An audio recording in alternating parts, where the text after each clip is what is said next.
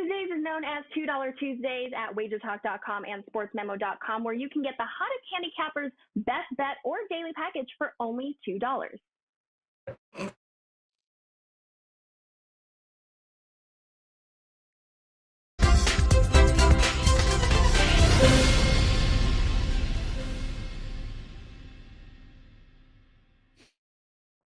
All right, guys, welcome in on this Tuesday. Time for another edition of the NBA Tip-Off Show, powered by WagerTalk.com. And then there were four as we welcome in the conference championships here. Game tonight. We'll be heading out west for Game 2 of the Western Conference Finals, as we'll just continue to run commercials, I think, here while I'm talking. It's no big deal. I'm just going to go ahead and I'll keep going. Thank you very much there. And the game is definitely going to be the Clippers taking on the Phoenix Suns. That's right, Clippers, Suns tonight, Game 2 in Phoenix.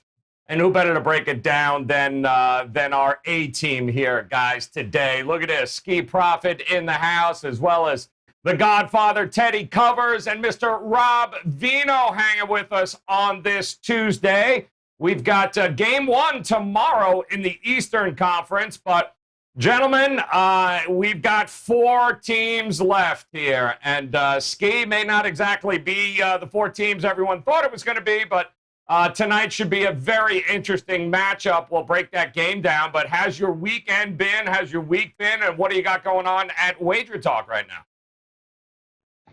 Well, the NBA's been really good for me. I noticed that I was doing well on totals, and I continue to rock with it. So I've now gone up to 20-5 in the playoffs on totals. Ooh. And I'd like to keep it going today.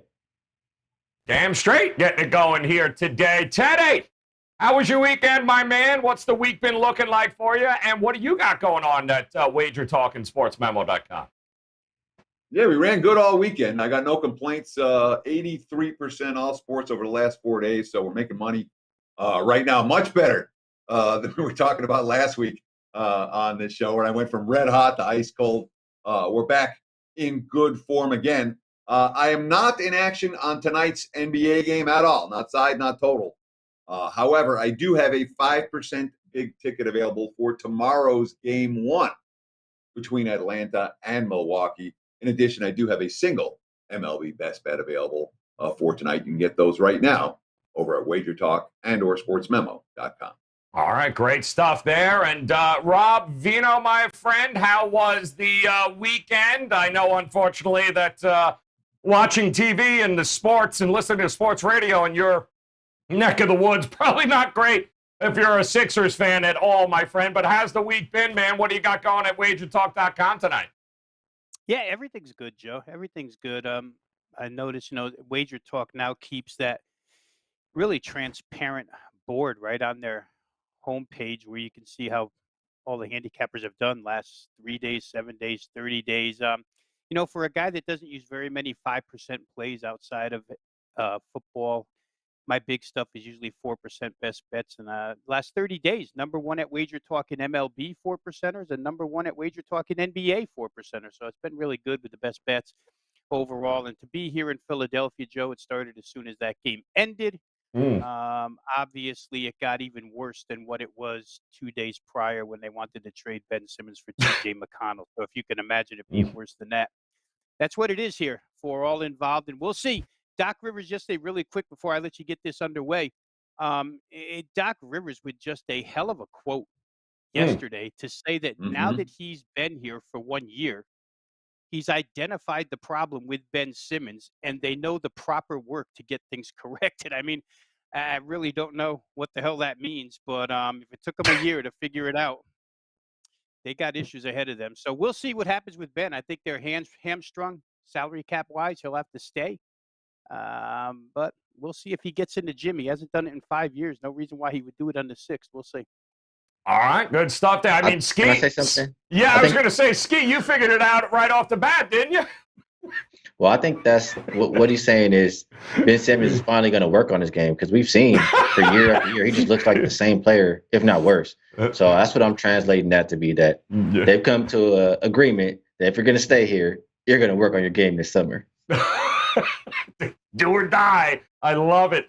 All right, well, the Sixers are out. Hawks are in tomorrow night with Milwaukee. But tonight we got a game 2 in the Western Conference Final. And what better way to start off this game than with our angle of the day, courtesy of John Ryan over at sportsmemo.com. And in game 2, he says we need to bet on favorites of 4.5 or more in this playoff spot. And if the total is between 215 and 225, and if the home team is favorite and they are leading the series, well, 57-12 straight up, 83%, 43-22, 67% the last 7 NBA playoff seasons.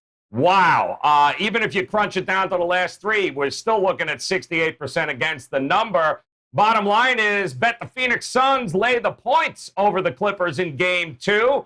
That means the Clippers would go down 2-0 in yet another series this year. But this game opened up somewhere around 6, and we've seen nothing but Clipper love coming into marketplace, down to 4.5 in a number of spots. We've seen the total come down as well from 224. I'm seeing 222.5s, 223s at this point. And Ski, listen, they drew first blood, the Suns. Devin Booker, triple-double, my word. The man was just lights out here. And listen, Clippers did a pretty good job of giving themselves a chance to win it, just did not get it done when it came down to it. What do you think we're going to see here? Because the market must think that too many points there at the 6 or even 5.5. It keeps going towards the Clippers. You agree with the market move? I understand why it's moved. I mean, I was kind of talking about the NBA, and I saw Chris Paul officially rolled out, and immediately I saw the line start to move. So I understand why it's gone that way. I don't know that I necessarily pick the Clippers. I just think that the Suns have a lot of confidence. I think that they've been extremely rested, and the Clippers, I mean, we all know they came off that a couple Game 7 series, and yes, Ty Lue is good at making adjustments. But oftentimes it takes them 2 games, and especially coming off that long series, it might take them another game here. Also, I'll say for a long portion of the year, the Phoenix Suns were a team that was a lot better at home than on the road. And when they won, majority of those games, I mean, we talked about it for a lot of the year, they covered. So I would probably pick the Suns just because I think that they'll win. But my stronger look for the game would be for the total. And I just hear, for one, I'll start it off and say, without Chris Paul, I always say he slows down the game at the end, etc. Cameron Payne's going to play fast. He's the blur out there. Devin Booker, he likes to play with pace. You hear Monty Williams say that he thought when Devin Booker started to play uphill, he thought that he was playing better. So I think that we'll continue to see that from whoever's handling the ball of those two. And on the other side, when you don't have Kawhi, I mean, we've seen the last 5 games for the Clippers all go over the total. And if you can look at both angles. Clippers without Kawhi last 5, those games average about 236. You want to look at the Suns all season without Chris Paul. It's only been 3 games. Those games average about 236. Morris, he's been taken off of the injury report, so that means that the Clippers will still play a good amount of small ball out there, and that's good enough for me to expect a lot of points. So I like an over here, whether you go first half or full game. I think I like them both, but probably like full game more. Liking a full game. All right, good deal there. Should be an interesting game, too. And, Teddy, listen, the Clippers shot pretty good, right? 45% from the field, 42 from 3. The defense, though, something we've talked about in the past, which really helped carry them and get them back in that series against Dallas and Utah, for that matter. But they allowed 54 points in the paint. The size issue is a problem here, apparently, certainly inside. So what are we going to see from this Clippers defensively? Anything different here tonight, you think? So this is a hard game. All right, I'm going to agree with a lot of what Hakeem was just talking about when it comes to these two teams. Let me start with the side, and then I'll move to the total, Joe, if that's all right. Sure. But from a side standpoint, all right, Phoenix, since falling down 2-1 to the Lakers, they're 8-0 straight up and 8-0 against the spread. Right? We talk about riding these runs. All right, if you've been riding the Suns, you ride the Suns. I haven't been riding the Suns. So one thing that I'm not going to do is jump in after a team has won and covered 8 in a row, after a team has just shot 55% from the floor and gotten a guy's first career playoff triple-double in Devin Booker, how much better can the Suns players shoot than they did in game 1? I don't think they can play a whole lot better or shoot a whole lot better than they did. And they just won and covered 8 in a row. There's a pretty big betting bandwagon.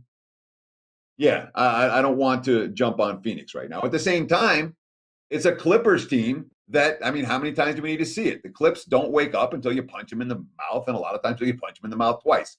Both of their first 2 series falling to an 0-2 hole. Obviously playing without Kawhi. And I know that Morris is going to play today, or he's been upgraded to probable for today. I'm not convinced that he's going to be fully effective. He wasn't really effective in game 1 dealing with that knee. And Marcus Morris is one of these guys who matters so much more on the floor than he does to the point spread. He's worth more than the half point that the markets will adjust for his playing or absence. And I worry about him not being effective or healthy today. And that's bad news for a Clips team that, again, they played about as well as they can play without Kawhi Leonard. I'm not convinced we're going to see the Clips continue to win games and cover point spreads without their superstar. So from a side standpoint, it's a wash. Then you look at the total. And certainly I understand totally what the Ski's talking about when it comes to pace. That the Suns are going to be faster with Payne at the point than they will be with Chris Paul at the point. That said, Phoenix is an elite half-court defensive team, and they have been throughout the course of the postseason. And the Clips are coming off a game in which they just made 23-pointers. The Clips going to shoot better than that from three-point range tonight. I wouldn't count on it. And from a half-court defensive setting, one of the things that Ty Lue was talking about was not letting Devin Booker come off those high screens and get momentum going to the hoop.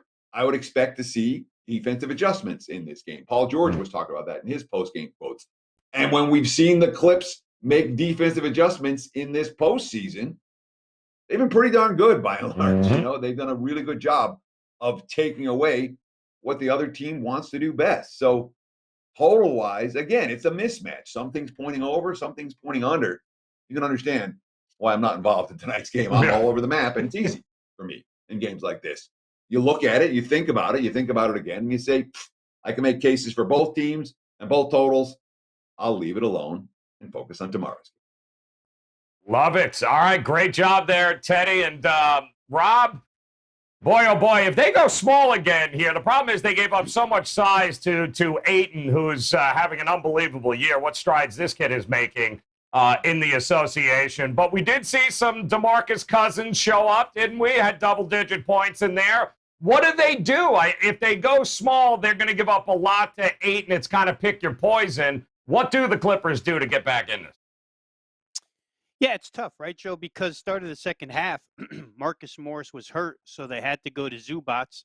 And even with Zubats, Phoenix went out there and scored 36 points in that quarter, right? So even the size didn't really help them. They're a better team right now playing small basketball. There's no question about it. They're better with Zubats off the floor, in my estimation. He kind of clogs things up. They're better, Cousins came in and gave him a few minutes, and if you can give him another good few minutes, that's all well and good too. But they're best with Batum at center right now and really trying to win a high-scoring affair, which they had every opportunity to do in that first game. They lost, but they were right there to the bitter end. So I think that, L.A. defensively, the guys, especially without Kawhi, they're not the same. And I think when you look at it real close, you say to yourself, in the Dallas series, they played good defense one game, when Luka wasn't injured. The two that Luka was injured, yeah, they held Dallas down, but I'm not even counting those because Luka couldn't move his shoulder for 2 games. I think the game after, they played pretty good defense. You go to the Utah series, and the 2 games where they held them to less than 110, Mitchell's ankle, going in, everybody knew he was on a bad ankle. So have they played good defense? I'm not so sure. And when you're going to play small ball and in a scrambled situation up and down the floor, you really can't play great defense there either against a good offensive team. So I don't know that defense does come into play here. I think LA's got some real good matchups offensively against Phoenix, especially if they speed it up again. In a broken floor game, if you don't let Phoenix set up in the half court, then the half court defense really doesn't come into play. It might, in certain situations, but over the course of 48 minutes, 40 of it's played wide open floor.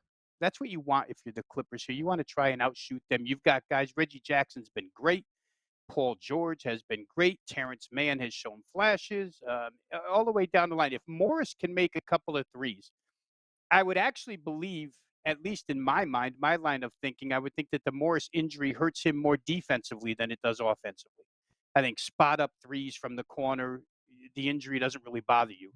I think trying to run around with Phoenix on the defensive side of the ball, I think that bothers you. So to me, I would look at this from a total standpoint. I really would.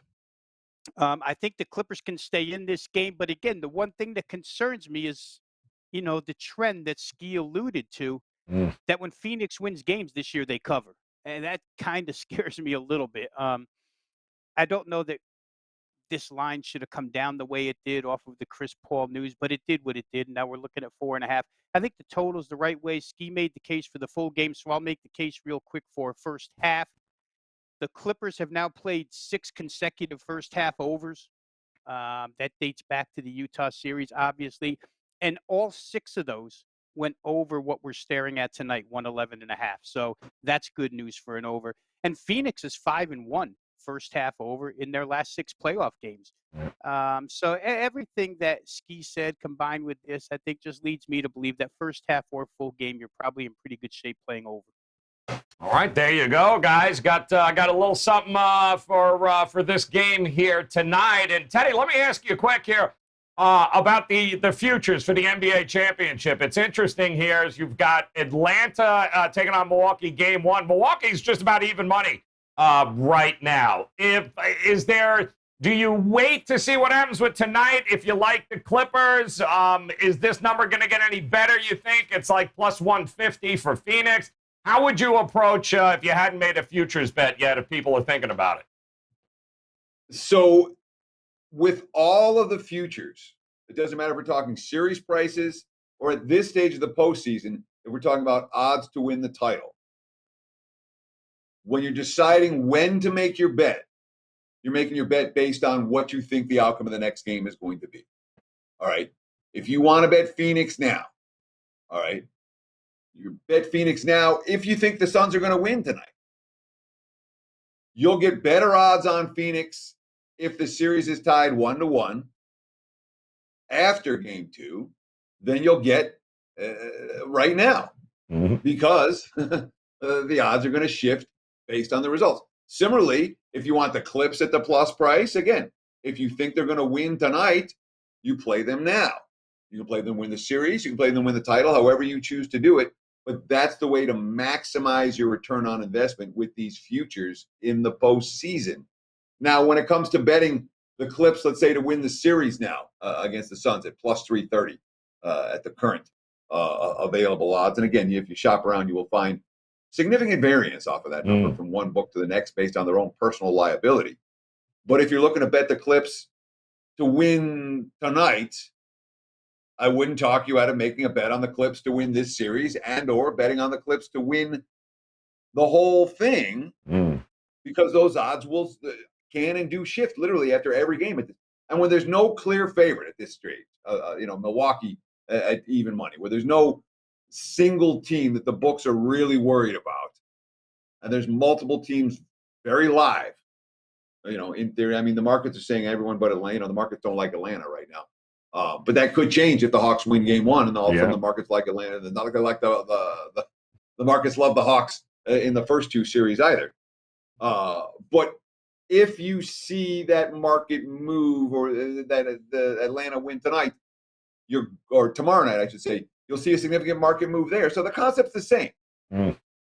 So the betting any individual game for the side, it correlates very, very strongly with what the series and what the future prices are going to be. And that's unique to this year, because normally in most year when the Lakers are the favorites or the Warriors are the favorites or whatever, a game 1 loss isn't going to affect the future book odds that much. This year with no clear favorite, every loss is affecting the future book odds. Yep, it's gonna be a roller coaster, that's for sure. Great advice there, guys. This game tonight, though, we got a 9 p.m. Eastern time tip. That's the Suns and the Clippers. So quickly, we'll recap it for everybody. Ski, talk to me here. Is there a prop or anything here tonight that you're leaning toward? Does playoff P get over his points total? Is anybody going to stop Devin Booker here? Is there anybody you're fading, or are you looking to get behind tonight? If I'm playing any props will be either DeAndre Ayton points and rebounds, because he's been pretty consistent with that, and the Clippers don't really have an answer. Or if I'm going to go on the Clippers side, it would probably be targeting Reggie Jackson's 3-pointers. If it's still at 2.5, he's went over that number like 11 of the last 12 games, 12 of the last 13 games. So without Kawhi too, those are ways that I would look. Best bet time, I guess, see the shot clock. I'm going to go with Rob made a case for the first half a little bit stronger. I'm going to go with the full game. And I'll just mention that even all the points that we saw in the last game, they started off rusty. They had that week off. The first quarter score was 21-21. I don't think that we see that rust here again today. As far as the Clippers 3-point shooting, Teddy talked about, yes, I think we'll continue to see good 3-point shooting. They're the number 3 3-point shooting team in the league. So we saw it all series with the Jazz. I don't see why we don't see it again tonight. Over 223. Full game. Boom. Love it. All right. Good stuff there. Now, Teddy, it's a tough game. You made the case. Obviously, it's hard to go either way here. So we'll frame it if Prez ever gives you the money he owes you. What would you do with that money if you had to make a bet here tonight? Where would you go with it, Teddy? So I'm going to give you 2 player props that I'm interested in. They're both opens, and they're both guys who are getting extra minutes and extra shots and extra time with the ball in their hands because of the injury. You talk about Cameron Payne, his points, rebounds, assists tonight, 24.5 is the number I'm seeing. I would look for that to go over. And on the LA Clippers side of the equation, Ski already brought him up. Reggie Jackson, he likes him over 3-pointers. 27.5 total points, rebounds, and assists for Jackson. And again, Jackson's getting a whole lot of Kawhi's minutes, and he's taking advantage of them.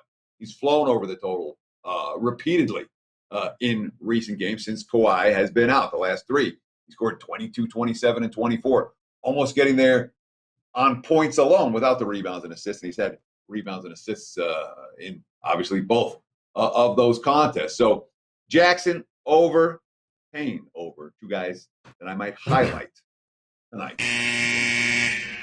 Love that angle. All right, Rob, you mentioned the first half. You went with the total there. Anything else you're thinking about here for this game tonight?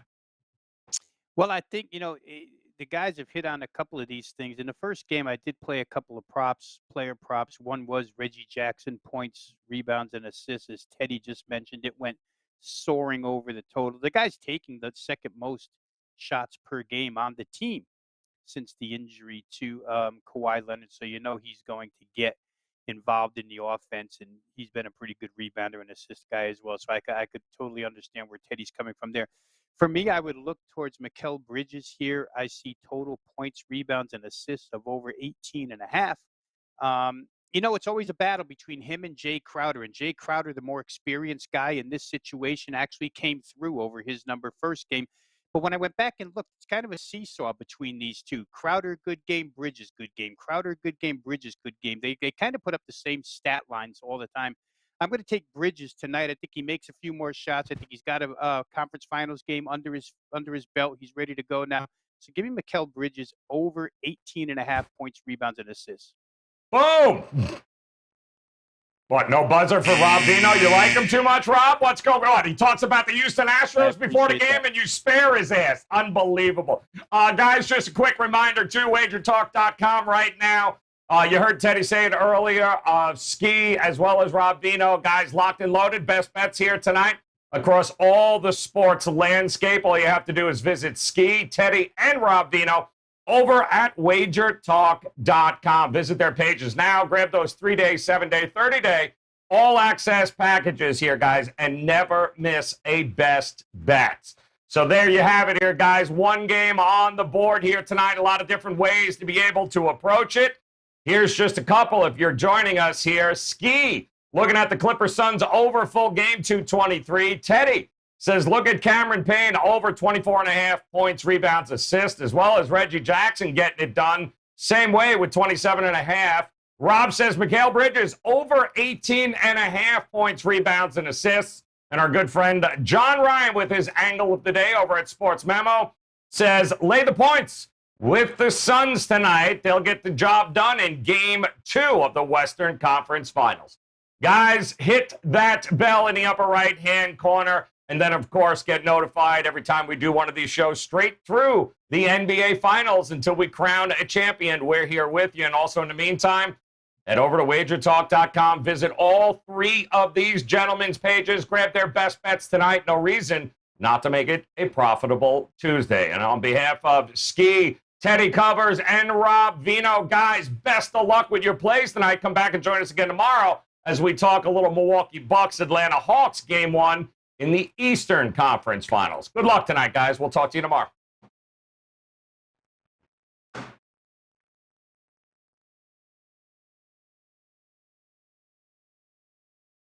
Sign up for the free WagerTalk Text Club to gain access to free plays and exclusive discounts. Just text WagerTalk to 33222 to sign up and get a $10 coupon to use on WagerTalk.com.